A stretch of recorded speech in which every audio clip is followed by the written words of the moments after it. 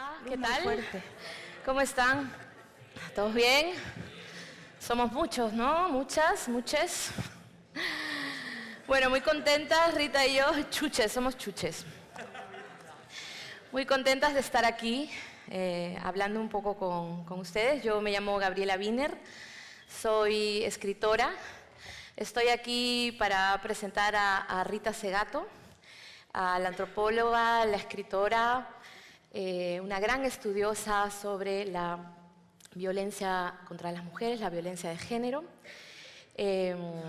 Voy a hacer un poco de introductora, de presentadora y también de moderadora entre vosotros y Rita, y bueno, entre las dos. Y quería empezar así para romper el hielo contándoles algo que me pasó hace mucho, ¿no? Yo tuve un buleador, creo que todos hemos tenido uno en la vida. A mí me llamaban la negra Tomasa, chupetito de brea, igual no se entiende, ¿no? No, es que nunca me dio risa en realidad, pero había gente que se reía, ¿no? También mona, puta, estas cosas estaban en el pack, ¿no? Era un chico siempre el mismo, el que me buscaba, el que me acosaba. Era un hombre, eran varios hombres, pero este en particular tenía una obsesión conmigo, una fijación. Y muchos años después, cuando ya me convertí en periodista, escritora y tenía mi blog en un portal cultural, escribí un post que se llamaba Se Busca. Buscaba a mi buleador que además había aparecido en mi vida pues, en un colegio progresista, ¿no? Supuestamente de valores igualitarios, de izquierda, donde yo estudié, ¿no? Y que este chico era como yo, ¿no? O sea, no tenía pinta de un mega nazi. No, también era así cholo, así nos llamamos los cholos, los peruanos. Así, indígenas, con esta mezcla de razas, racializados, se le llaman las personas que nos han jodido con la raza, ¿no? Nos han puesto ahí en ese bloque. Entonces yo puse Se Busca Natalio. Bien. Contando mi historia, contando lo que me había hecho sufrir y lo que yo me había tenido que tragar. Y curiosamente Natalio apareció en los comentarios. Y lo peor es que se puso a bulearme. 20 años después, en los comentarios... No había aprendido nada. Empezó a decirme las mismas cosas. Qué puta, qué mona, que... Era el mismo, ¿no? Y fue curioso. Es curioso también que esto me siga pasando en redes, no solo con Natalio, sino que me pase todo el tiempo cada vez que hago una columna o una videocolumna. Yo solo escribía columnas y mientras las escribía en texto, bueno, más o menos, me jodían, pero no tanto. Pero una vez que di la cara, cuando empecé a hacer los videos, ¿no? Como una especie de youtuber un poco tardía, apareció toda esta horda de gente otra vez para hablar de mi cuerpo, otra vez para hablar del color de mi piel, otra vez para hablarme y llamarme ojerosa, otra vez para hablar de que por qué no me peinaba, otra vez para hablar de que nadie querría follarme, ni siquiera violarme, ¿no? Por lo fea que era. Muchas veces me he visto haciendo, ya saben, estas selecciones de capturas, de pantallazos en mi muro, haciendo como una especie de escultura de la infamia de los mensajes que me dejan todos los días y siguen dejándome, ¿no? Pero creo que no soy la única. Imagino que aquí a varias, sobre todo a las mujeres, nos van dejando estos mensajes absolutamente maltratadores, porque eso también es violencia, ¿no? Y lo descubrimos demasiado tarde, que eso también es violencia, y sobre todo contra las mujeres. No por nada, siempre mis buleadores eran hombres. Muchos años después también tuve una pareja que una vez me golpeó. Teníamos una relación muy pasional, pero una vez de celos me dio un gran puñetazo en la nariz. Y bueno, hasta ahora todavía quedan restos, ¿sabes? No aspiro del todo bien. Pero bueno, ya me río de eso, ¿no? Como cuando me mordió mi perro y ahora ya mis pendientes no están al mismo nivel. Pero esto fue otra historia, ¿no? Que yo también a través de la escritura, a veces con un post, a veces con mis redes sociales y a veces con mis libros, intento de alguna manera exorcizar cosas que pueden haber sido dolorosas y que lo siguen siendo, porque esas cosas, como les acabo de enseñar, nunca se borran y siempre te lo recuerdan. Por ejemplo, hace poco escribí un libro que se llama Dicen de mí, que es un libro de entrevistas con gente de mi vida en la que hablan todos sobre mis historias. Yo he escrito sobre todo cosas muy autobiográficas y este fue como un experimento de preguntarles, de lanzarles al mundo preguntas sobre mí. ¿Qué piensa la gente de mí? Una cosa un poco paranoica, pero que busca un encuentro real con la otra persona para hacernos preguntas verdaderas y decirnos cosas verdaderas. Y uno de mis entrevistados fue mi maltratador. Así le llamé, entrevista con mi maltratador. Bueno, cuando yo le planteé aquel puñetazo, ¿no? Y le dije, esto es violencia de género, ¿saben lo que me dijo? Bueno, primero que en ese mail puso entre comillas el puñetazo, ¿no? El puñetazo que te di, ¿no? Así que todo mi relato, el relato de esa entrevista que no se pudo dar, que fracasó, que era una invitación a que él y yo conversáramos de algo que nos pasó cuando éramos muy jóvenes, hace 20 años, y que podíamos compartir y que podíamos revisar qué había pasado con nosotros en ese momento, por qué los celos lo habían empujado a hacerme eso. Él se negó a tener ese diálogo, me acusó de usarlo para mi cruzada feminista, me llamo feminazi, evidentemente, y ahí se acabó la conversación. Para mí todo ese texto habla, ¿no?, de cómo tenemos que quitarles las comillas a ese puñetazo, ¿no? Con el tiempo he descubierto que Natalio, como mi ex, como todos los trolls que nos acosan, no parecen solo querer demostrarnos su parte más despreciable a mí o a nosotras, ¿no? Este odio, ¿no? Sino que parecen demostrar algo también ante el mundo, ¿no? Ante los otros que lo miran o ante ellos mismos, ante otros hombres. Esta ha sido una de las grandes enseñanzas que me ha traído la lectura de los libros de Rita, escucharla hablar, porque mientras la mayoría se dedica a ver qué tenemos nosotras las mujeres, cuál es nuestro problema, qué hay en la condición femenina para que de repente provoquemos esa violencia, Rita se ha estado preguntando por ellos, ¿por qué? ¿No? ¿Por qué ellos? ¿Qué pasa con la condición masculina que parece estar obligada a realizarse una y otra vez, dañando, ¿no?, violando o asesinando mujeres? Parece que eso empieza de una manera primigenia en los primeros años de nuestras vidas. Rita ha desarrollado una idea interesantísima, ¿no? El hombre desde pequeño le ordenan que se comporte como hombre, que muestre un tipo de masculinidad agresiva, matona, buleadora. A eso Rita le ha llamado el mandato de la masculinidad y es un concepto fascinante que sirve muchísimo para comprender el mundo, para comprender cómo nos estamos relacionando y me encantaría que Rita pudiera contárselos, comentárselos a todos vosotros. Rita, con ustedes. Qué lindo. Muy linda historia. Bueno, la verdad es que tengo más miedo a 300 adolescentes que a una conferencia que di anoche dicen que había 1000 personas. Es natural, ¿no? Porque, porque he tenido adolescentes en mi casa. No espero, es difícil.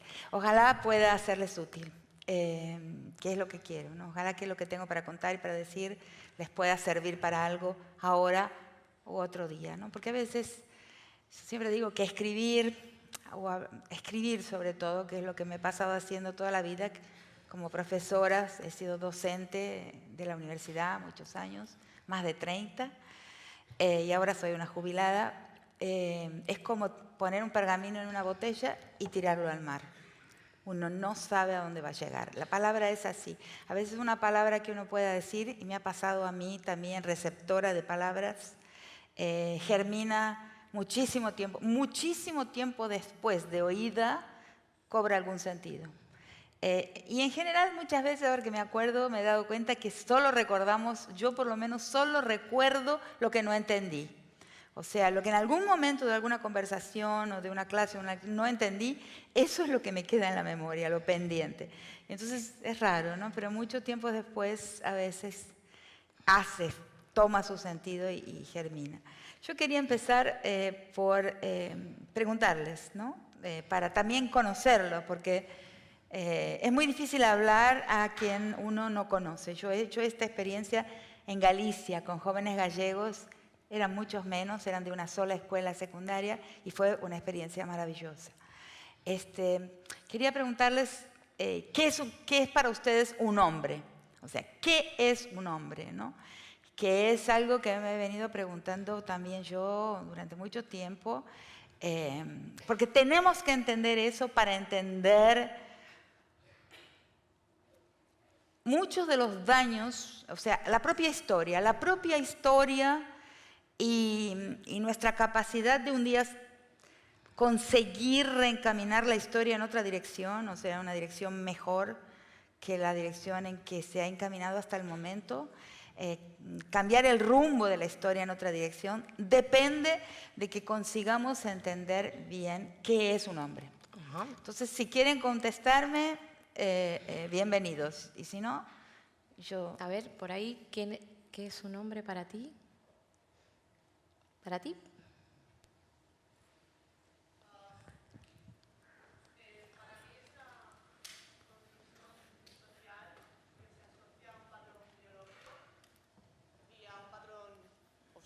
Respeto. ¿Y a un patrón qué? Otra vez. Sería como una construcción social que se asocia a un patrón biológico y a un patrón sistemático. Bueno, para mí. Es un cuerpo, entonces. Se asocia a un cuerpo. ¿Cómo? Se asocia. Se asocia a un cuerpo. Es un concepto.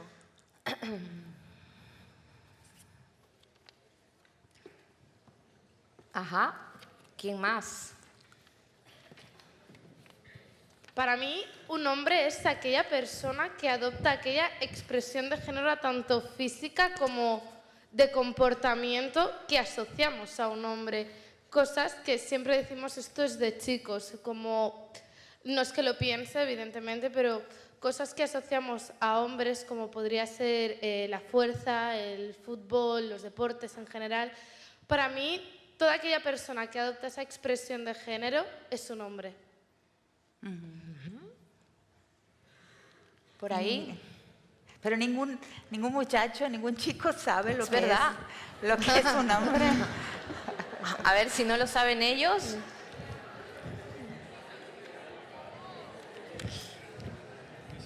Aquí hay uno.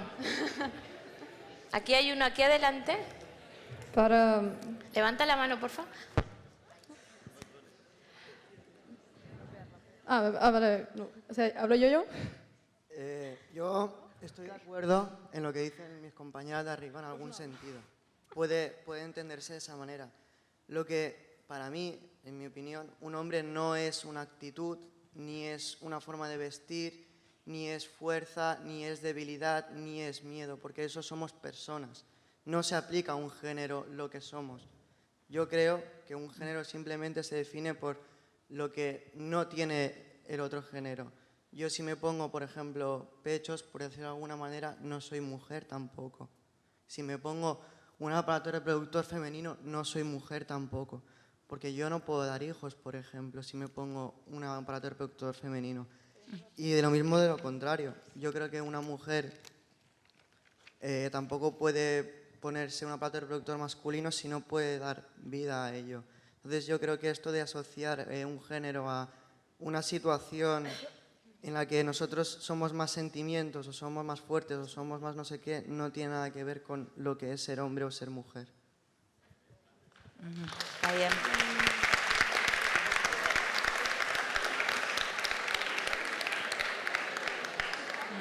¿Puedo hablar yo ahora? Claro. Perdón. ¿Alguien más? Yo no veo. La luz me impide ver. Sí, el problema realmente está ahí, en el ser persona, ¿no? De alguna forma nos vamos dando cuenta de que, porque existe, digamos, un inconsciente colectivo, una opinión pública, una imaginación colectiva, que nuestras reflexiones no llegan fácilmente a tocar ese imaginario colectivo y sus construcciones, sus representaciones sociales que son tan dominantes en todos los mundos, en todas las civilizaciones, ¿no? Y entonces parecería que el tema del ser persona es un tema muy central. Por ejemplo, yo he trabajado varios años con violadores, con presos por el crimen de violación.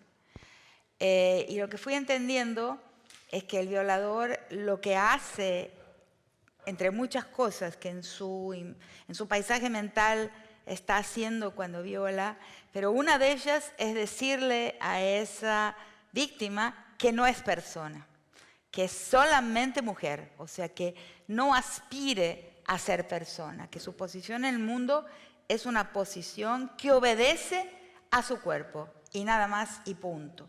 Y el problema de la violación es un problema creciente en la sociedad que está muy lejos de terminar, al contrario, los índices, sobre todo en los campus universitarios, está floreciendo así, como yuyo malo, en Estados Unidos, en toda América Latina. Los casos europeos y españoles los conozco menos, pero digamos, no hemos cancelado con toda nuestra reflexión sobre género, nuestros intentos por desconstruir el género, la sexualidad, no hemos conseguido parar con el fenómeno de la violación. Y entre gente ilustrada, o sea, entre gente que va y que termina y que está en los últimos años, profesores de derecho, por ejemplo, que impresiona porque son sabedores de la ley, o sea, no pueden ya decir que ignoran que la violación es un crimen. Sin embargo, tenemos casos en las universidades de violaciones por profesores. Claro que en fiestas, ¿no? Violaciones a mujeres policías, también el mundo policial, por hombres policías. O sea, ni la ley, ni aquellos que son, digamos, los responsables por la ley, son capaces de parar ese fenómeno que lo que hace en realidad es decirle a esa víctima de ese ataque, de esa violencia, que no es persona, que se reduzca a su cuerpo. Ese es uno de los mensajes de la violación, ¿no? Rita, y tú además hablas que nosotros siempre hemos llamado a las violaciones crímenes sexuales, ¿no? Pero tú, por ejemplo, les has llamado crímenes de poder. Eso cambia Claro. completamente nuestro imaginario. Quizás podrías quizás comentarlo. debería entonces empezar a contar un poquito cómo llego a ese tema que no me gusta hasta hoy, no es un tema de mi elección, no es un tema que hubiera preferido, que me pone en contacto con aspectos desagradables de la vida. Tú eras antropóloga Yo soy antropóloga. de la música, ¿no? También Sí, te habías también, especializado. sí. Pero en un momento el secretario de Seguridad Pública de la ciudad de Brasilia, donde he sido profesora más de 30 años, que es la capital de Brasil, pide una investigación porque había muchos casos de violación en las calles de Brasilia, que es una ciudad, no sé si ustedes saben, es una ciudad inventada, parece un plato volador. O sea, es dibujada, es de los años 60. Una ciudad nueva, ¿no? Muy relativamente nueva, ya cumplió 50 años apenitas, hace poco, hace unos añitos. Y es muy controlada, no hay industrias, no hay producción, solamente está el gobierno, los organismos internacionales, la universidad, o sea, parece un dibujito, ese centro de la ciudad. Después, claro, se han aglomerado los migrantes en el cinturón alrededor de lo que se llama el plano piloto, pero es una ciudad transparente, controlada, parece de Truman Show, no sé si vieron la película de Truman Show, algo así, como una quesera, o sea, es un plato con un acrílico arriba que es el cielo, una quesera, y ahí empezaron a aparecer muchísimos casos de violación. Entonces llamó y ahí empieza ese camino mío, y entonces voy a la cárcel con un equipo enorme de estudiantes a escuchar a los violadores. Y muchas sorpresas. Nadie quería, ¿no? Entrevistar a los Nadie violadores. quería, porque todo el mundo se imaginaba que el violador es una especie de Y te verían de como un bicho monstruo raro, ¿no? asustador solo de verlo, ¿no? ¿Por qué, Rita, te van a interesar hablar con los violadores? Te Por miraban, curiosidad, ¿no? por curiosidad. Te miraban. La curiosidad es la madre de... No, o pero sea, digo, la ellos- gente te miraba sí. así, ¿no? Como qué bicho raro que quiere Qué hablar bicho con los raro, violadores. pero un antropólogo que no es curioso se equivocó de Total. profesión. La antropología está montada en toda la Aquí hay alguien ciencia. que quiera ser antropólogo. A lo Ups. mejor ni nadie, mejor. Después de esta charla. Pero es una carrera divertida, es una vida divertida porque es una vida que responde a la curiosidad. Entonces, yo tenía curiosidad por saber qué tipo de persona era esta. Y no, me encontré con que esa persona no es un monstruo. Es raro, ¿no? Porque todos los medios, en fin, cuando hablan del violador, hablan de alguien anómalo, alguien rarísimo. Y encontré que no, que él en realidad responde casi que a un mandato de su género. Eso es lo que quería. Por eso les pregunté que era un hombre, para ver cuán conscientes son ustedes de que adentro de, porque nosotros no somos el cuerpo que habitamos, evidentemente. Por eso la sociedad tiene que hacer un enorme esfuerzo por socializarnos y transformarnos en un hombre o una mujer. O sea, si no, no habría todos los... Nadie nos dice, si no tenés una nariz y 2 orejas, te voy a dar de palos. No, porque eso... Pero si alguien te dice, si no eres un hombre o una mujer, te voy a dar de palos, te dice. Quiere decir que no está en la naturaleza. Si es necesario un castigo para hacer algo, ser como algo, es porque no está en la naturaleza, porque nadie nos va a obligar a llevar, como dije, 2 ojos, 2 orejas y una nariz. Ahí no está la ley, está un dado biológico, vamos a decir. Pero en ese cuerpo que llevamos, la sociedad construye a palos, muchas veces, a alguien que tiene un género. Y ese esfuerzo muestra que no es muy natural tenerlo. Si no, no existiría ese esfuerzo. Si no, no existiría ese castigo, ese ojo que acecha y que nos va a castigar si no somos lo que tenemos que ser. Quiere decir que ahí existe ya un problema, pero algo humano, y por lo tanto, como todo lo que es humano, lo podemos revisar. Lo podemos revisar. ¿Y qué te piden? ¿Ser el proveedor? ¿No? Ahí ¿El entonces follador? por eso les pregunté, ¿qué exige la sociedad a quien lleva un determinado cuerpo que parece ser que clasificamos como cuerpo de hombre? Porque depende de esa clasificación, ¿entienden? Entonces, eso es lo que lentamente va a comenzar a surgir al escuchar a los violadores. O sea, eso es lo que va a ir apareciendo lentamente, que se le exige a un hombre para hacerlo. Y ahí lentamente, en una cocina lenta, empiezo a ver lo que hoy, muy recientemente, de una forma más clara que nunca, le llamo, y se los voy a explicar, el mandato de masculinidad. En aquel momento le llamé el mandato de violación. El mandato de violación. Hoy le llamo el mandato de masculinidad. Porque fui entendiendo primero que el violador no puede explicarlo. Un ladrón sí puede explicar lo que hizo. El ladrón, fue y tomó un objeto de alguien que le interesaba, un dinero, en fin. Un asesino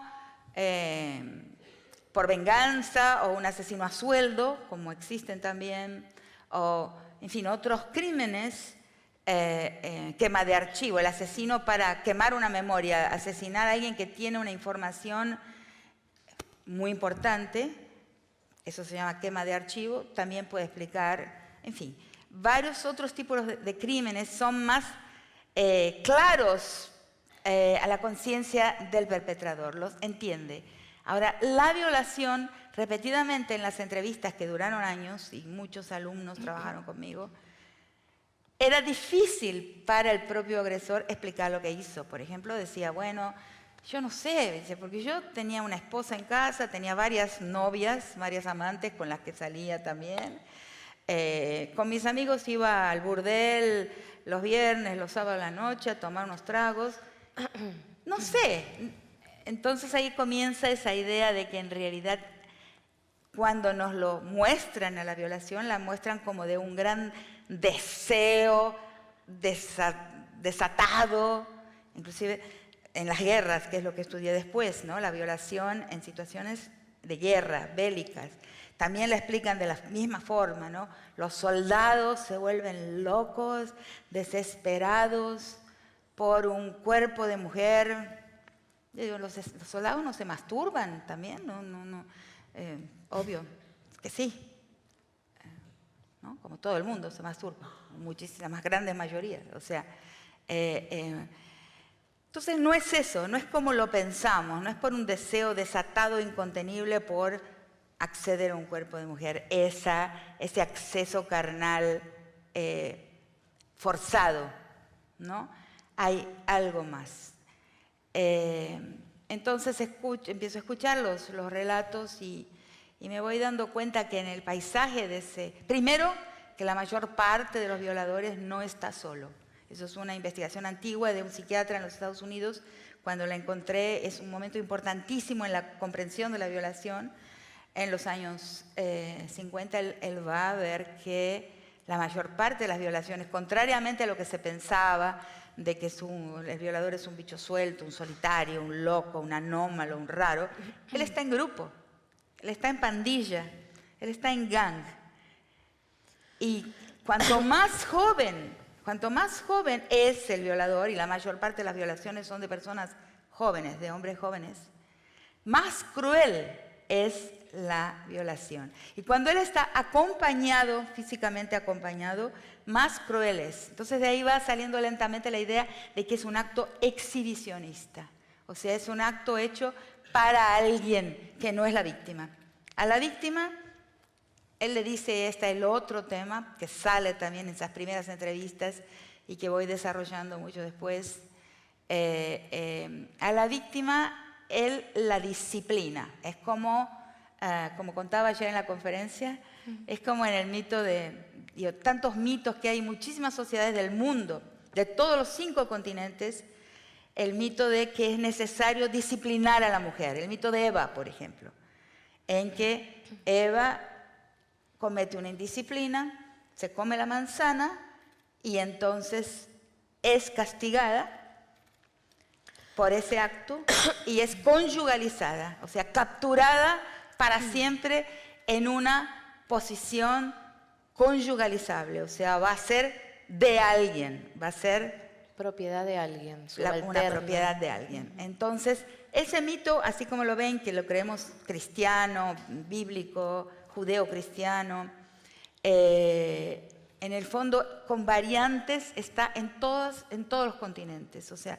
la mujer comete algo que no está bien, por ejemplo, en los Masái, en África, que es un clásico, deja suelto el ganado, ella era la dueña del rebaño, la dueña de los animales. Pero no se ocupa. Los animales se quedan sueltos, ella no los cuida bien. Entonces es necesario tomarle al rebaño y colocarla en su lugar, disciplinar. Ese mito del disciplinamiento de la mujer originaria, de la mujer fundadora de un pueblo, es mundial, es mundial. Y debe haber acontecido esa guerra, esa batalla entre hombres y mujeres, acompañando el proceso de especiación, o sea, de una forma muy inicial en el tránsito a la humanidad. Y la violación es también eso, es la revisitación, la reedición de ese mito, porque la otra cosa curiosísima, espantosa, que nos dimos cuenta ahí y después lo comprobé muchísimas veces, es que el violador es el sujeto más moral de todos, es un sujeto moralista. ¿Cómo es posible, no? Porque lo representamos como un ser asqueroso, infame, enfermo, solitario, anómalo, pero en su manera de pensar, en su retrato de la víctima necesita ser castigada, necesita ser disciplinada, necesita ser transformada en mujer, que es lo que es, o sea, reducida a sus orificios, a sus hendiduras y nada más aquello, reducida a su cuerpo, capturada por su cuerpo. Necesita recordarle a la mujer que ella es la cárcel de su propio cuerpo. Entonces, eso lo vemos en muchísimos testimonios, va apareciendo lentamente estas dos cosas. Una relación con la víctima, que yo le llamo el eje vertical del agresor, agredida, que es una relación moralizadora, o sea, la imposición de una moral, que es la moral de género. Y luego la más importante de las relaciones, que le llamo el eje horizontal, la relación del violador con sus pares, o sea, con su cofradía, con su fratría, con su hermandad masculina a la cual le tiene que mostrar y demostrar que es un hombre. Entonces la masculinidad resulta de esa prueba constante dada a los otros hombres de que soy un hombre, de que consigo retirar un servicio, retirar un valor, retirar una dádiva del cuerpo femenino para, ante los ojos de los otros hombres, ser un hombre. Entonces hay ahí un mandato de crueldad, un mandato de insensibilidad, ¿no? Ahí uno va dándose cuenta que en un montón de situaciones aquel que va a estar en la posición de hombre tiene que mostrarse un poco menos sensible, un poco menos cariñoso, un poco menos insensible al sufrimiento de los otros, alguna forma de desafiar un poco el orden, en fin. Ustedes podrán asociarlo a sus experiencias, pero esta estructura es bastante universal y uno va llegando a ella, va llegando a componerla a partir de conversar con los violadores que están estructurados, son el grado extremo, ¿no? De una estructura que nos atraviesa a todos, absolutamente a todos y todas y todes en un mundo plural de géneros y sexualidades en su infinita variedad, Ay, perdona Rita, ningún caso me parece tan expresivo de lo que estás contando y del mandato de la masculinidad como el caso de La Manada, que creo que aquí todas y todos conocemos, ¿no? Totalmente. Una violación grupal que se hace, ¿no? Sí, en pandilla, por las calles, ¿no? Típico. Es típico. Que es arquetípico. Es arquetípico. Se comparte además vía chat los videos en otros grupos que también están chicos demostrando allí lo viriles que son, ¿no? A través de fotos. Aquí nos las estamos follando todos a una, ¿no? Qué pasada. En realidad se están follando entre sí. Se están follando entre sí. Eso es lo que sucede en la violación. Es narcisista, o sea, es el gozo, no es un gozo sexual, la sexualidad es otra cosa. Sexualidad es un intercambio entre cuerpos, afectos, es una relación erótica, es una relación. La violación es una relación entre hombres. La víctima es solamente una víctima sacrificada, algo que se usa para construir la violación entre hombres. En el fondo, el violador está reprimiendo una gran ansiedad, un gran deseo de vínculo estrecho y hasta erótico con otros hombres. Entonces, todo esto, ¿por qué es importante decirlo? ¿Por qué es importante saberlo? Porque también es curativo. Cuando una verdad se socializa, o sea, cuando una verdad es repartida colectivamente, primero que esa colectividad tiene la posibilidad de entenderse y mejorar la vida un poco para todos, ¿no? Porque ¿cuál es la finalidad? ¿Cuál es la finalidad de todo esto? ¿Cuál es la finalidad de entender, estudiar, comprender? A ver si podemos mejorar un poquito la vida para todos, para más gentes. Si no para todos, sino para más personas, ¿no? Que más personas puedan ser un poco más felices, ¿no? El saber es para esa es la finalidad del saber y la comprensión, ¿no? Hay un aspecto también del caso de La Manada que es, ellos responden, ¿no? Que fue consentido, ¿no? Que bueno, no solamente es por momentos su defensa, ¿no? sino que parece que realmente lo creyeran, ¿no? Que la mujer realmente no la estaban violando, sino que estaba disfrutando. Tienes esas voces de los propios violadores que a lo mejor puedes contrastarlas con otros violadores con los que tuviste que hablar, pero tienes todavía a la institución judicial, ¿no? A los jueces, diciendo, ¿no? Prácticamente que era una peli porno, ¿no? En que se veía a adultos, ¿no? Disfrutando de una situación mientras una mujer estaba completamente inmóvil, ¿no? Recibiendo desde todos los lados. ¿Cómo ves esto? Esto normalmente se ha llamado cultura de la violación, pero sé que tú también tienes otra manera Sí. de llamarlo. Bueno, yo no hablo de cultura de la violación, ¿no? Porque cuando usamos la noción de cultura, estabilizamos. Bueno, es una costumbre, ¿no?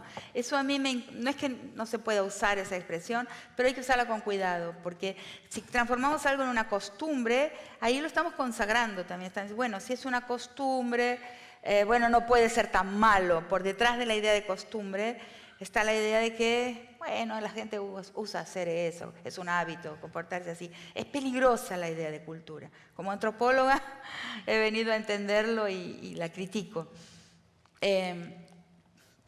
Yo veo que a una persona el argumento de que la víctima no se defendió contradice completamente el sentido común. Porque la víctima en esa situación sabe que si se defiende de 5 personas que parecen enloquecidas, va a morir. O sea, o va a morir o va a sufrir heridas y agresiones físicas mucho más contundentes. Entonces, ¿cómo se puede defender? Una mujer que además podría estar un poco ebria porque fue a una fiesta, quién sabe, y tiene el derecho, ¿no? De haber ido a una fiesta, de haberse tomado unos tragos, no sé, no conozco esos detalles, pero no importa. ¿Cómo se va a defender de 5 hombres entre los cuales hay policías, por ejemplo, gente con una musculatura importante? No puede defenderse, no podrá hacerlo. O sea, porque ahí correrá un riesgo muchísimo mayor. Entonces, como argumento, es un argumento que agrede la inteligencia de la sociedad, agrede la inteligencia de todos nosotros. Cuando lo leí pensé, esta gente se está burlando de mí, diciendo que esa víctima debería haberse defendido. ¿Qué? ¿Con el suicidio? Le quedaba morir posiblemente, o quedar parapléjica o tetrapléjica, tener el cuello roto. O sea, primero la vida, ¿no? Primero la vida. Pero luego, ¿cómo nos defendemos, no? Finalmente, creo que todo la defensa es para muchas cosas. Les voy a contar una pequeña historia que me muestra a mí cómo la conversación con los públicos, la conversación con las audiencias, en varias situaciones me ha llevado a pensar más y mejor de lo que ya pensaba. O sea, yo creo mucho hoy en el pensar en conversación, en el pensar conversando. Estaba yo en un lugar violentísimo, no sé, ¿hay alguna colombiana o colombiano aquí presente? No veo nada, es imposible ver hasta allá, así que no.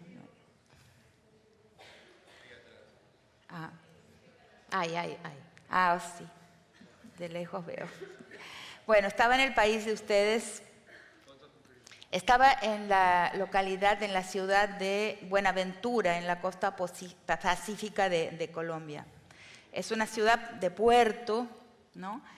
Colombia es un país que tiene, donde la cordillera de los Andes, que es la región de Argentina donde yo habito ahora, después de mi jubilación, la cordillera hermosa, se divide en 3 cordilleras y la cordillera occidental es la que está corre próxima a la costa pacífica. Por detrás de la cordillera occidental hay poblaciones negras, hay poblaciones que huyeron de la esclavitud o se mudaron a ese espacio costero del Pacífico al finalizar la esclavitud. Entonces son millones, posiblemente, sí, millones de personas entre la provincia, el departamento del Valle del Cauca, que está al norte, y más abajo el Chocó, entre los 2 departamentos de la costa que llegan hasta la costa pacífica, hay millones de personas negras. Es una pequeña África, o una gran África. Entonces viven ahí en sus casas palafíticas desde hace 300 años, algunos 200 años otros, y tienen derechos constitucionales a habitar esa costa pacífica.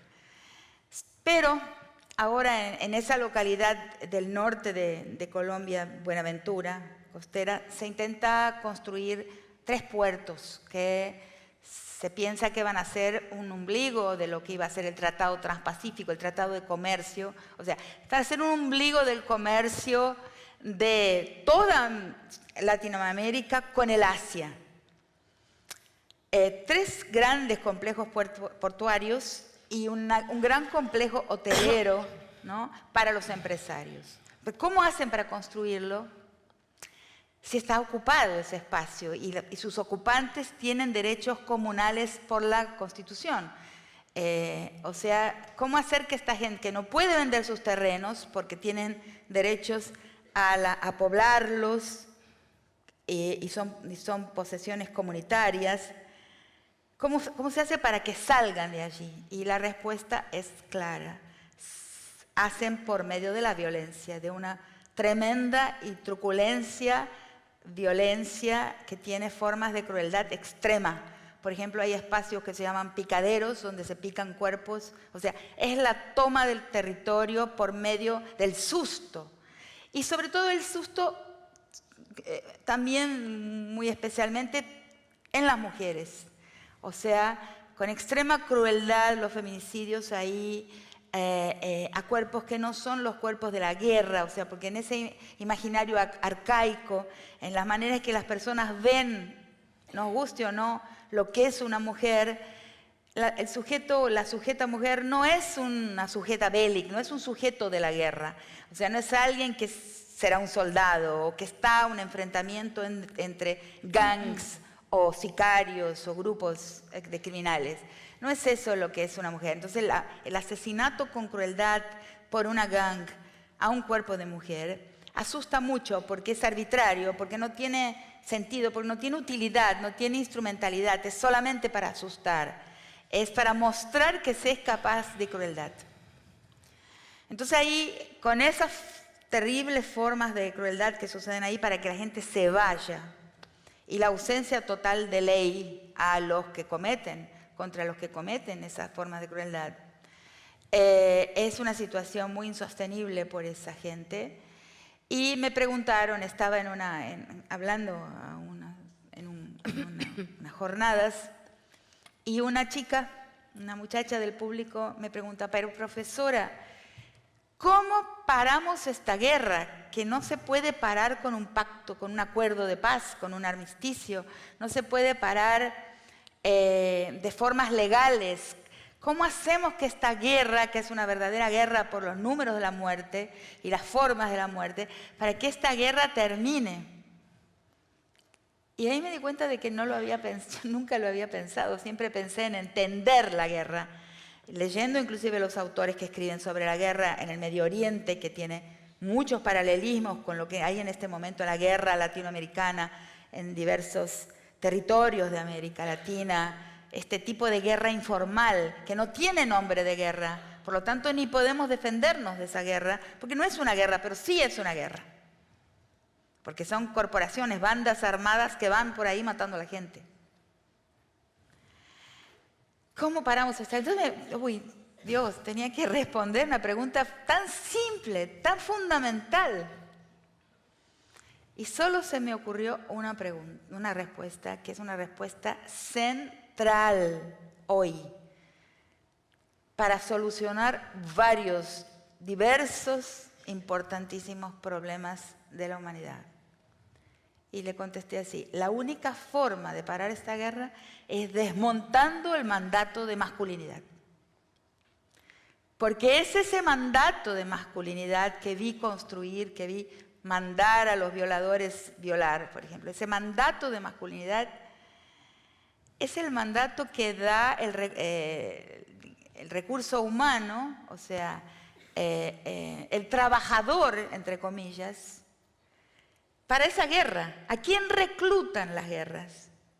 Las guerras de todos los tipos, y esa también, reclutan a aquellos sujetos que fueron formateados por el mandato de masculinidad. Si no hay mandato de masculinidad, no hay guerra.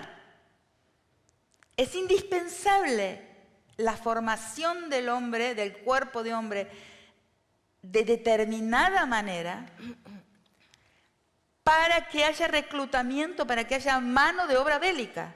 Sin eso no hay mano de obra bélica en ningún país, en ningún lugar. Entonces, ahí viene la otra pregunta, ¿y cómo hacemos para desmontar el mandato de masculinidad? A ver, les voy a preguntar a ustedes si están de acuerdo con lo que acabo de decir, que me parece tan básico y tan obvio en realidad. ¿Cómo se desmonta? ¿Cómo se deshace? ¿Cómo se retira el incentivo a curvarse, a someterse, o sea, a que los hombres y también las mujeres, ¿no? Porque aceptamos el mandato de masculinidad como a los hombres como algo interesante para nosotras también. A veces inclusive podemos hasta enamorarnos de alguien que fue formateado por el mandato de masculinidad. Eso es así. ¿Cómo lo desarmamos? Ideas ahí. Ahí hay alguien. ¿Ahí? Sí, yo la vi. Va, sí. Ah, hay un micrófono. Yo creo que se haría dejando de atribuir X conceptos a un género o al otro. O sea, si tú dejas de enseñar a un hombre a ser hombre, Claro. si le enseñas, no sé, que tenga sus gustos, que sea él mismo. Exacto, que sea una persona. No va a tener la obligación de sentirse hombre o de Claro. demostrarlo. Bien, es cierto. Sí.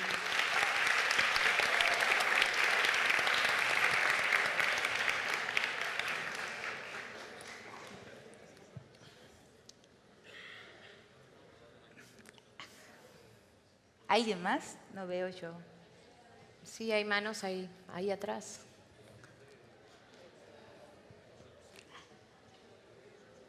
Yo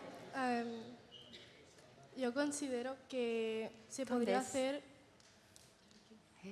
Hay varias manos ahí. que se podría hacer mediante la educación que recibimos, porque considero que si tú enseñas a ser ese tipo de persona, esa persona le va a enseñar a su hijo que tiene que ser ese tipo de persona y así se va a ir formando cada vez más. La educación. Cierto. La persona aparece siempre, ¿no? Ser persona.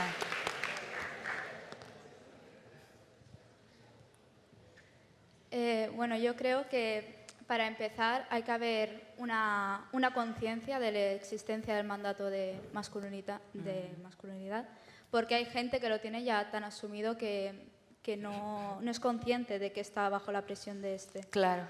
Y claro, después de que prácticamente la sociedad sea consciente de este, pues hacer lo contrario de lo que dice. Si el mandato te dice que tú tienes que ser así y porque sí, porque eres un hombre en este caso, pues dejar libertad a las personas para ser como quieran y que no tengan que seguir unas pautas, porque eso es lo que le quita libertad a las personas, no tanto a los hombres y después ya a las mujeres por estar debajo de la presión de este mandato. Cierto. Desacato, ¿no? Desacato. Yo creo que el mandato de masculinidad básicamente se rompe deconstruyendo el concepto de género que tenemos y mejorando los referentes culturales que tenemos desde el principio, como por ejemplo pueden ser los cómics de superhéroes. El hecho de que haya 10 superhéroes que son hombres grandes, fuertes, valientes y una mujer que vale, sí es fuerte, pero es pequeña y necesita la ayuda de un hombre, todo esto crea el mandato de masculinidad. Y eliminando este concepto y deconstruyendo el género es de la única manera que conseguiremos acabar con esto. Claro. Qué buen nivel. Y Ahí hay más. Yo creo que sí que el entretenimiento realmente influye mucho cómo se educan y todo eso, como la representación de las mujeres y de los hombres en juegos, películas y qué tipo de comportamiento se considera que es heroico y qué tipo se glorifica. Y eso. Bien.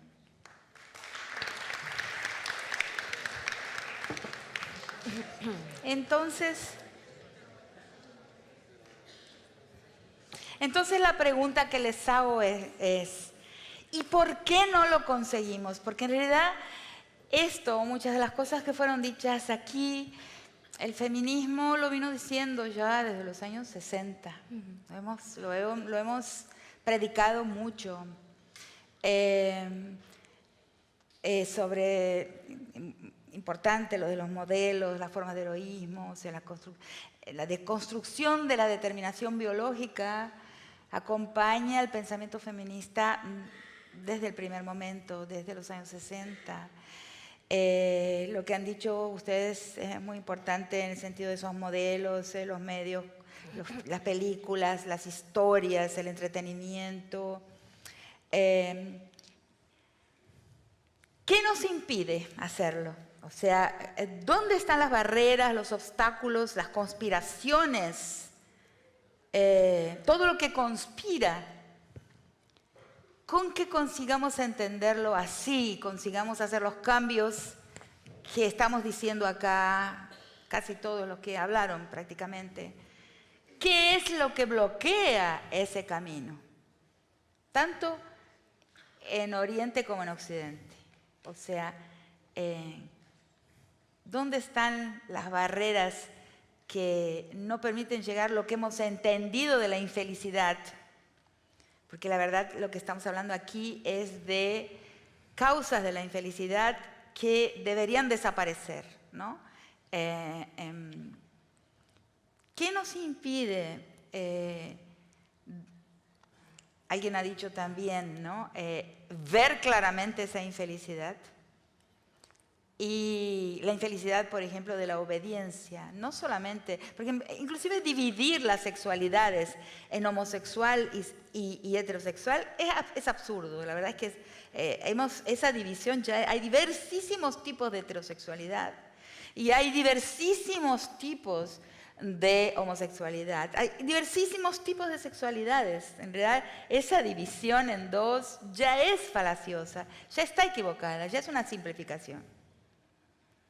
Entonces, ¿qué es lo que nos impide llevar lo que hemos entendido del género, las relaciones de género, la biología, su importancia, pero también los límites de esa importancia? Como dijo el compañero, claro, hay un órgano reproductor, pero eso no puede determinar tantas cosas. No es posible que la diferencia del órgano reproductor determine tantísimas cosas. Por ejemplo, si a mí me va a gustar ser madre y cuidar, o no. Yo tengo un compañero que es mucho más materno que yo. Yo me quedo, ay Dios, ¿cómo le gusta maternar, cocinar, por ejemplo? Es impresionante cómo en realidad el órgano reproductor habla muy poco sobre nuestras habilidades de verdad. Entonces,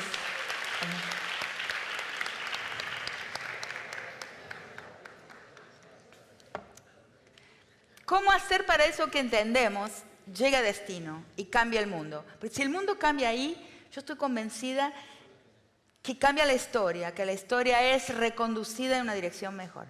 Si entendemos que es necesario transformar lo que nos hace infelices, lo que nos encarcela, lo que nos enyesa, lo que nos retira libertad para ser persona, porque al final lo que somos todos es persona, justamente por una razón de mi vida particular, personal, que, bueno, uno siempre tiene un prurito, ¿no?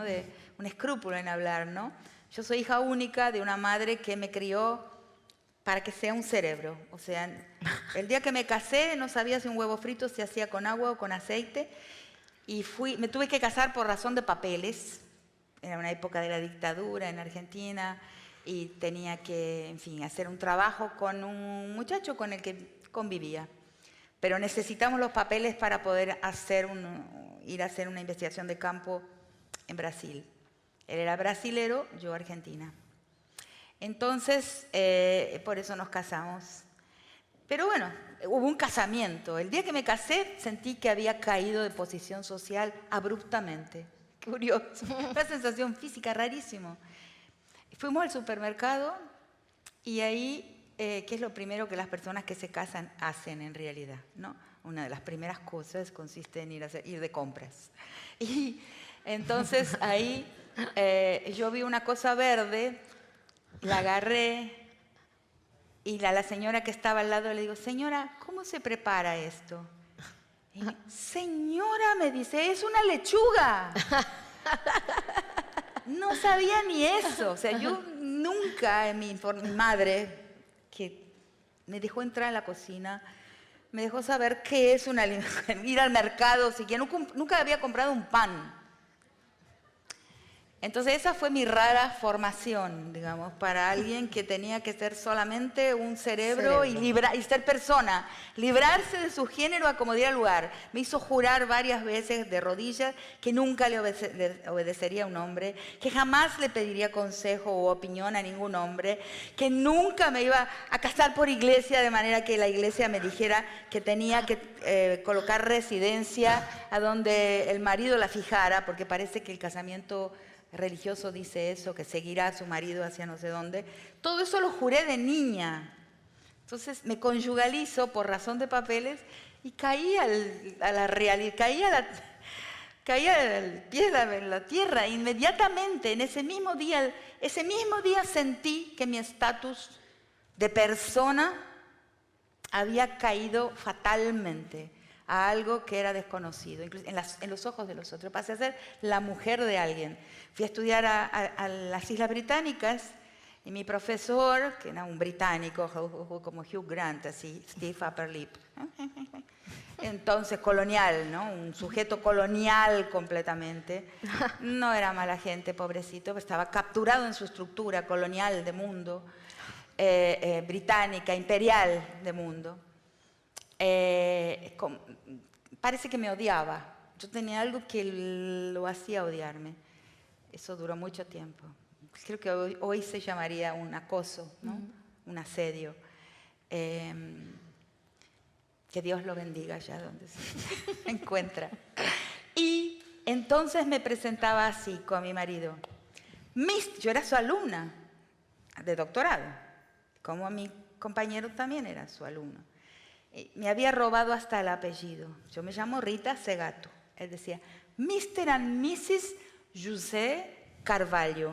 O sea, era presentada con el nombre y apellido de mi marido, sin nombre y sin apellido. Casi me muero, sufrí ahí el hígado. Empecé a descomponerme, no lo podía soportar. Imagínense una persona que le roba a su profesor, de quien es alumna. Y en esa época no había cosas de asedio. Estoy hablando de 1977 al 85. Era lo normal, ¿no? Estaba normalizadísimo. Hasta que no había estado. Y yo creo que fue mejor, porque lo enfrenté. Pasaron 4 años en que sufrí. En portugués se dice, o pão que o diabo amassou. El pan que el diablo amasó, yo sufrí ahí. Tanto que fui al médico y le dije, la ventana me llama, le decía al médico. ¿Cómo la ventana la llama? Sí, la ventana me llama. Cada vez que veo una ventana quiero saltar. Entonces, la seguridad social británica, que en esa época funcionaba, en serio, eso lo pasé sin nombre, cuando no tenía nombre.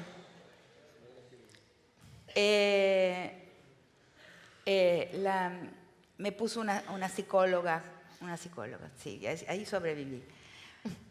Pero entonces, como no había ningún otro camino, un día me presenté adelante de él, ya la última forma de sobrevivencia. Y le dije de todo. Le dije, yo me voy a ir de aquí y nunca diré que usted fue mi profesor. Ha perdido esa categoría. Fue un momento crucial, no sé por qué me acordé ahora de contar eso. Bueno, pero eso qué quería decirles. Entonces, cuando uno se casa, uno pierde una parte de estatus y de dominio sobre sí misma. A mí me pasó, yo sé que es así. Entonces, pero ese ser para la conyugalidad es algo que es fundado. Yo creo que el Occidente está intentando desmontarlo. La pregunta que les hice es la siguiente. ¿Por qué no conseguimos? ¿Por qué no conseguimos desmontar el mandato de masculinidad, el mandato de conyugalidad? ¿Dónde está ese obstáculo que hace que no podemos caminar, que los héroes continúan a ser, aun cuando a veces transformados de muchas formas? Al final, cuando es mujer, necesita de un ayudante. Yo vi, y esa es otra cosa muy cómica, que yo veo películas en aviones, ¿no?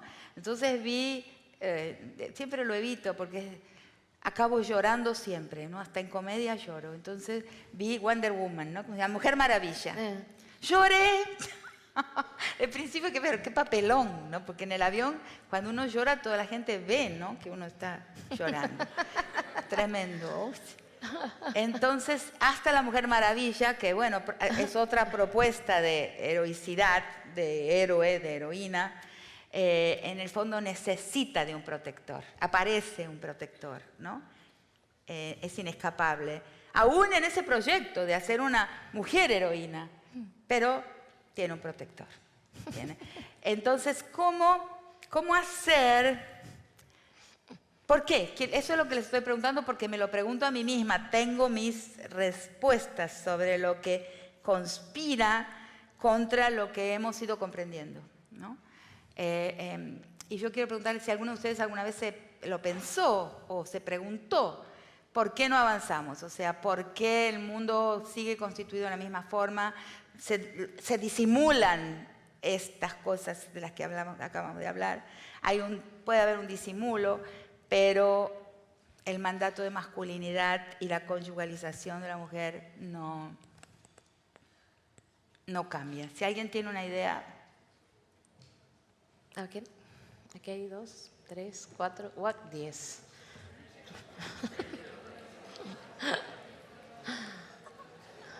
Qué pena que no veo. En un ratito abrimos las preguntas para que ellos te pregunten. Sí, ahora estoy preguntando yo. Sí. Yo creo que si el mandato de masculinidad no desaparece es porque a los hombres, no a todos, ya les gusta ese poder que tienen, aunque sea malo. Y tienen miedo a lo nuevo y a perderlo. Y como que ya viene de hace mucho la cultura, la religión y todo, pues es muy difícil que cambie. Y lo ven también como algo malo, que dejen de tener, que tengan los mismos derechos que alguien otro que creen que es inferior, pues lo ven muy malo, aunque no sea así. Y por eso creo que tienen miedo de perderlo.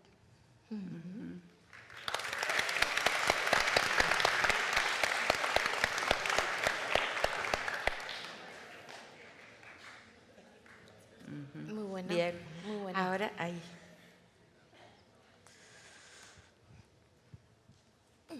Que yo creo que esto no cambia porque, como bien ella ha dicho, son seres de costumbres, somos seres de costumbres y ya les va bien tener este poder. Y si no eres hombre, otro poder que también te permite tener beneficios y privilegios, sobre todo es el dinero, porque vivimos en una sociedad capitalista, entonces, como no nos podemos permitir tener el dinero y estamos divididos en tantas clases y hay tanta diferencia, pues no les queda otra que aferrarse a ese sentido, al patriarcado.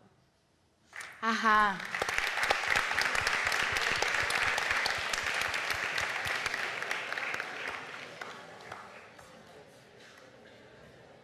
Muy bien, ¿no? Muy bien. Muy buen nivel.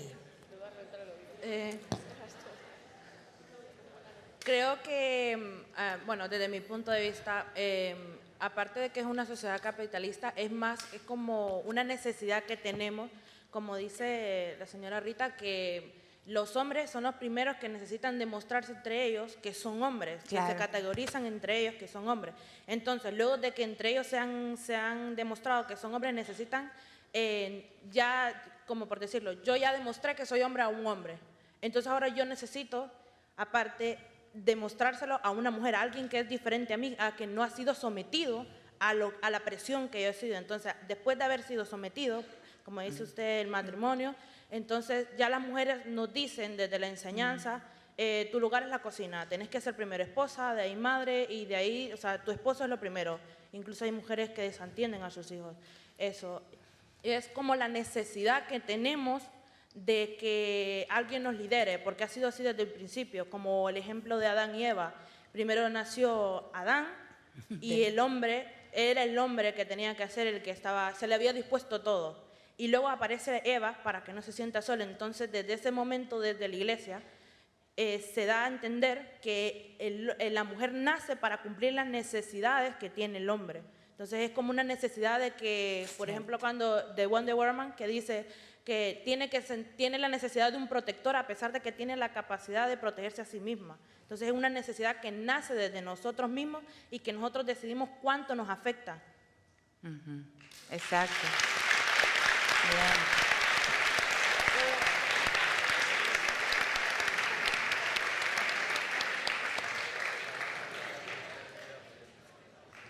Interesante.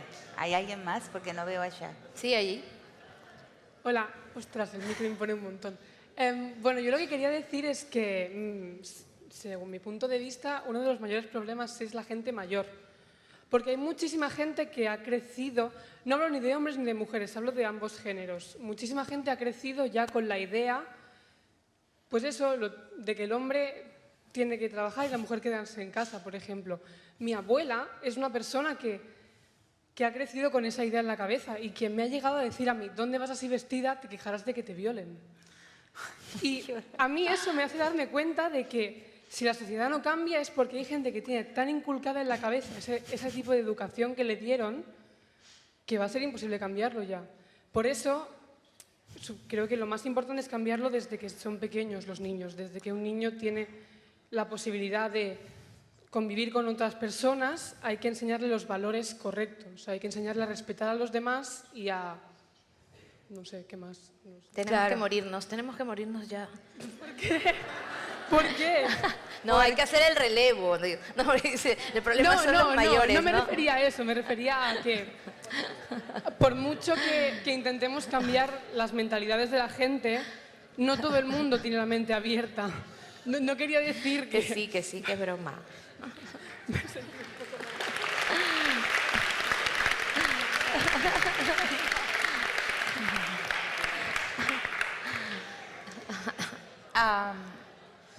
¿Hay alguien más? Sí, sí, hay bastantes. Hola. Hay bastantes. Yo creo que el problema es que hay más gente educada que por educar. Y los que ya estamos educados nos han educado de esta forma, porque quien está al mando no le interesa que nos deconstruyamos. Entonces, hasta que no llegue al mando real, a ese lugar donde controlan todo, hasta que no llegue esa persona que realmente decida cambiar las cosas, no va a cambiar nada, porque quien nos está educando es alguien que no le interesa. Claro. Hay alguien a quien no le interesa. También hay eso. Hay algo que está en nuestra vida, en nuestros parientes, en nosotros mismos, por una parte, y hay alguien en otro lugar a quien no le interesa. Las dos cosas, sí. ¿Que me levante? Vale, hablo. Bueno, yo estoy de acuerdo con la gran parte de mis compañeras y compañeros que no hayan hablado, pero también, por ejemplo, a lo visto de que sí que nos hayan enseñado y que nos enseñan, cada quien elige su destino. O sea, si tú quieres hacer eso es porque tú quieres, no porque te lo hayan dicho. O sea, tú tienes que ver lo que está mal y lo que está bien, al fin y al cabo, porque es tu destino y aunque te lo digan a ti o que te digan o que te inculquen, tú puedes decir no, basta. Y si es no, no tienen por qué eso.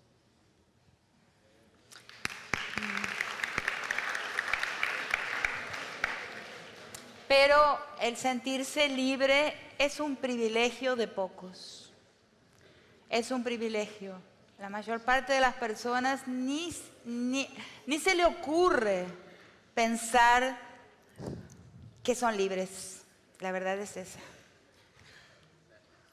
Bueno, yo creo que cuando no se realiza el cambio es por miedo, por miedo a las consecuencias de ese cambio, por ejemplo. O sea, si yo soy hombre y cambian las cosas, si no hay ese mandato de masculinidad, ¿me harán lo mismo a mí?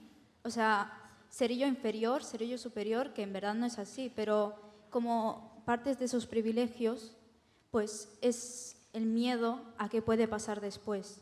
Y quedarse con las mismas pautas, pues es como quedarse como siempre y yo voy a estar así y estoy bien. Y claro, es que no sabes lo que va a pasar después, si va a ser peor para ti. O sea, todo está regido por el miedo al cambio. Sí. Claro,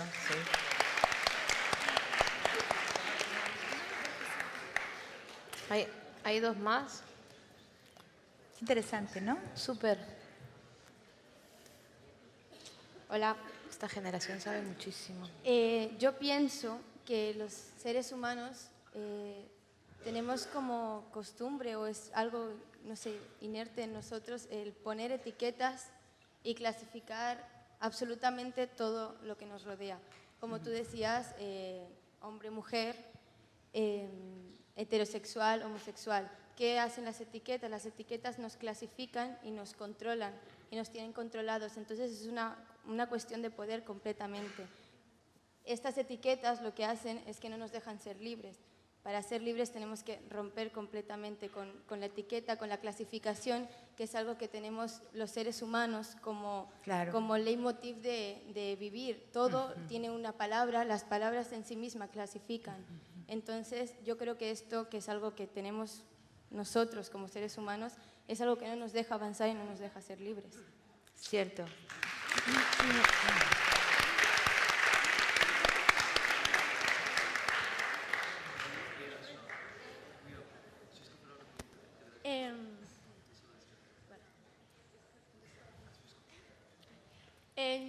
Yo creo que es difícil conseguir este cambio, ya que la sociedad está basada bastante binariamente.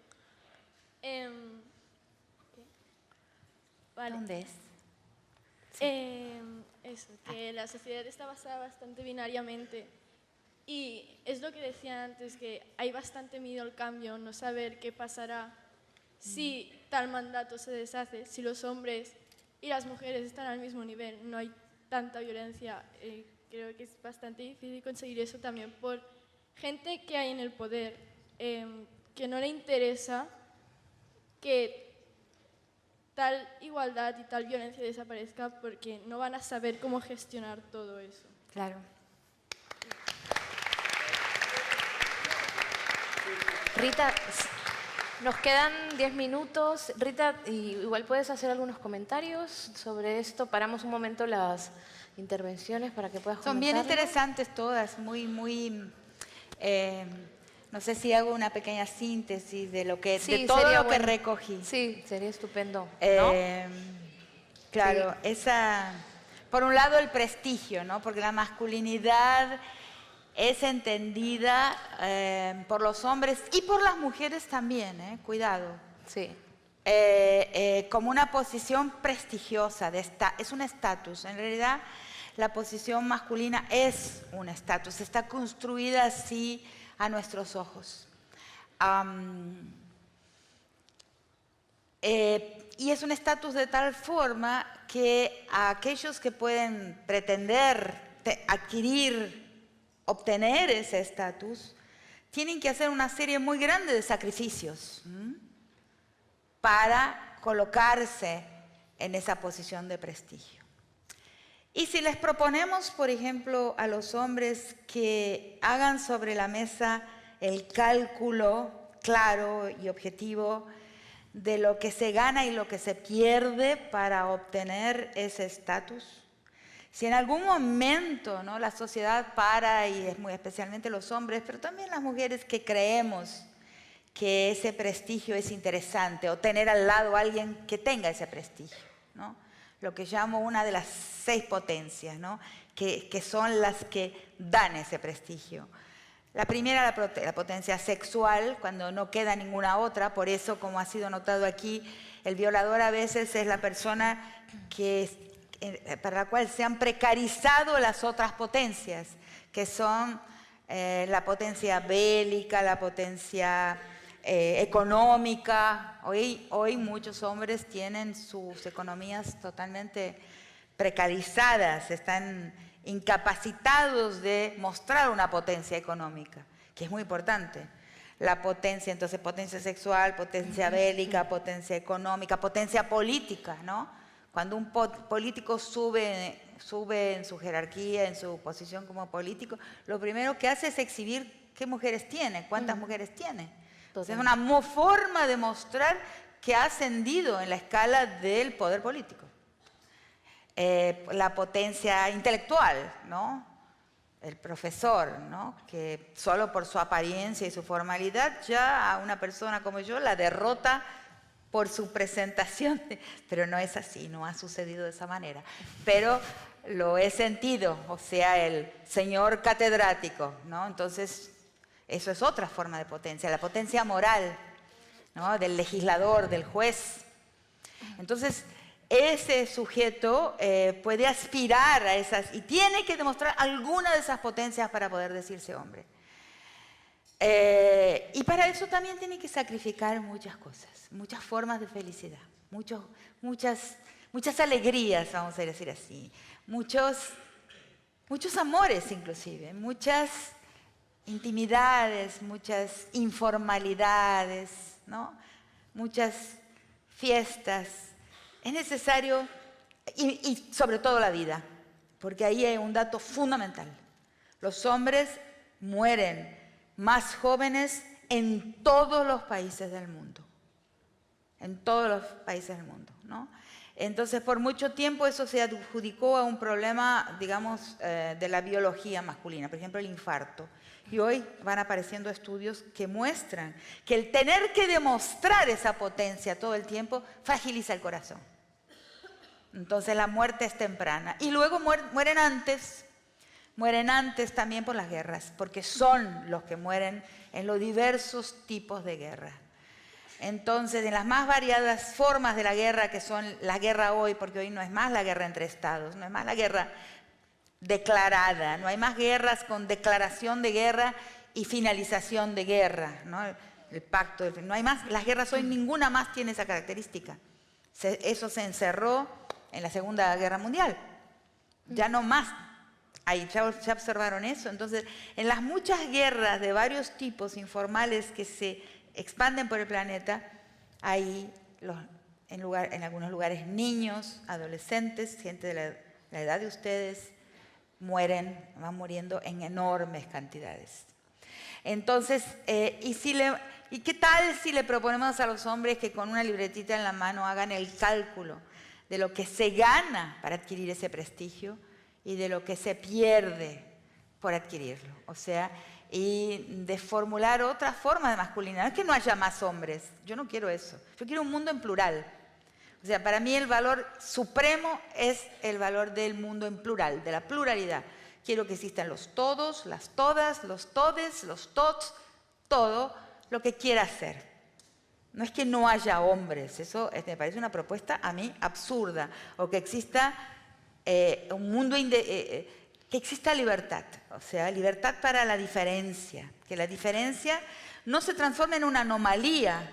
Si ustedes observan el bullying, por ejemplo, el bullying es la consecuencia que tiene en nuestro mundo que vea a cualquier persona que sea un poco diferente, ya como una especie de anomalía que es castigada severamente. Eso es una consecuencia también del mandato de masculinidad. O sea, es un sufrimiento que no hace falta, que no le hace falta al mundo. Pero el agresor también sufre. Porque la persona, estaba pensando cuando dijiste tu exposición inicial sobre Natalio, se llamaba. Sí. El mal es puro sufrimiento. La persona mala, la persona resentida, la persona que siente que la vida le debe algo, a todos nos debe algo. El sufrimiento infantil es enorme en todas partes. Si cada niño saliera resentido de la infancia, el mundo sería más infernal de lo que ya es. El sufrimiento infantil lleva a unos a volverse malísimos, como Natalio. Yo cuando contabas tu historia de tu bullying, de tu bulleador, veía en esa figura puro sufrimiento. Entonces, hablo a veces del espejo de la reina mala, que es el espejo que nos muestra nuestra verdad. Y es un instrumento femenino. En los cuentos de hadas, es la reina que tiene un espejo que le dice, soy buena, no sos malísima. Soy linda, no sos horrorosa. es un espejo, ese espejo es un instrumento central de la vida. Que los hombres tienen menos, no lo tienen, por eso en los cuentos no hay ningún rey que tenga el espejito de la reina mala, ningún príncipe que tenga, porque es un instrumento femenino. Nosotras las mujeres nos miramos más, somos más capaces de la autocrítica. El hombre tiene que hacerse duro, callo, pierde mucho con eso, necesita espejo solamente para ver cuánto pierde y hacer el cálculo con precisión. ¿Cuánto gana para estar en esa posición de prestigio? Gana dinero, gana poder mandar, en fin, algunas cositas que en el fondo cuando llega la edad, lo he visto en muchos casos, en muchos amigos míos, cuando llega la edad, cuando se va llegando a los 70, esas cositas que se han ganado empiezan a pesar y la vida las cobra carísimo, carísimo. Entonces, hablar de esto. Y las palabras son el espejo. Las palabras son nada más y nada menos que un espejo en la que la realidad puede verse. Y intentar mostrar que quizás ese prestigio no valga la pena. Pero ahí tenemos el otro enemigo, rápidamente, porque quisiera escuchar sus preguntas si las hay. El otro enemigo es que alguien en algún lugar, y eso en este momento lo vemos clarísimo con la cuestión de la ideología de género, alguien en algún lugar no quiere que nos volvamos conscientes de todo esto que estamos hablando acá. ¿Quién no quiere? Y ahí rápidamente les voy a hacer una síntesis. Yo creo que el orden patriarcal que oprime y asesina a aquellos que percibe en desacato, en desobediencia. ¿Quiénes son? Aquellos que tienen una sexualidad disidente, las mujeres también, en fin, esos son aquellos desobedientes al orden patriarcal. El orden patriarcal es fundante del mundo en que vivimos, allá cuando comienza la especie. Por eso hablo de que desde el proceso de especiación, desde el principio de la humanidad, desde que nuestra especie entra en la transición hasta transformarse en el Homo sapiens sapiens, hasta hoy solo ha transcurrido una prehistoria, a la que le llamo la prehistoria patriarcal de la humanidad. Entonces, tenemos que salir de la prehistoria y entrar en la historia, ¿no? Eso es lo que...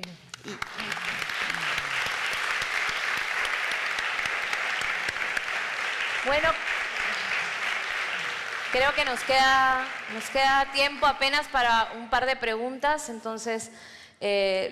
para una sola pregunta, lo siento. Alguien que ya haya hablado, entonces, que no haya hablado, una nueva o nuevo que ahí quiera hablar. Ahí tienes tu oportunidad, que él. Él ya habló. No, pero ya estaba con la mano levantada en la, ya, ok. En la fase anterior y no lo vimos. Tu pregunta entonces, final. ¿Sí? ¿Era él? ¿No? De la quinta fila hacia allá no veo nada. Está aquí.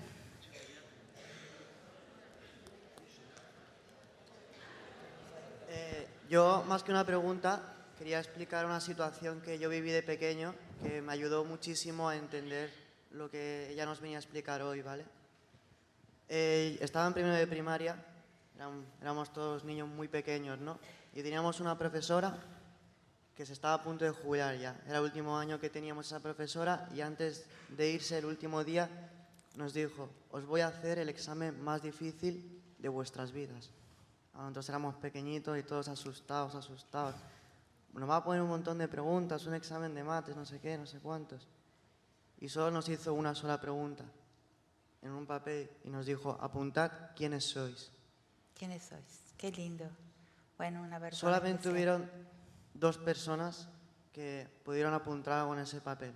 Una de esas fui yo y otra, una compañera mía, que es muy buena persona. Yo lo que apunté en ese papel solamente fue una palabra, que fue todo. Y mi compañera, aunque parezca que estoy de coña, puso nada. ¿Vale? Entonces, ¡qué bárbaro!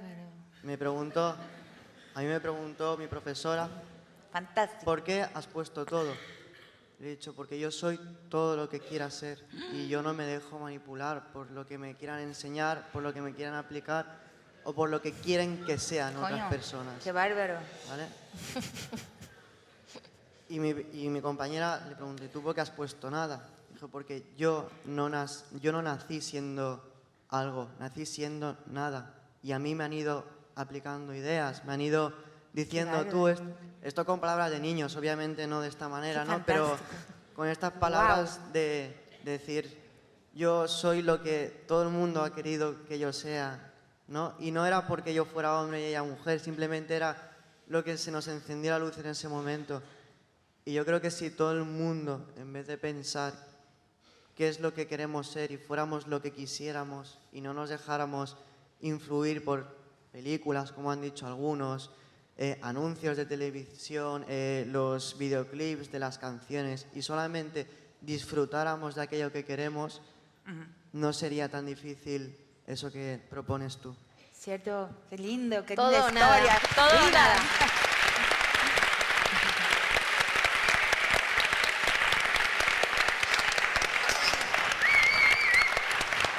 Qué linda historia, ¿eh? Lindo. Que somos todo o nada. Qué divino. Somos todo o nada. Muchísimas gracias por participar. Gracias, Rita, gracias. Me emociono.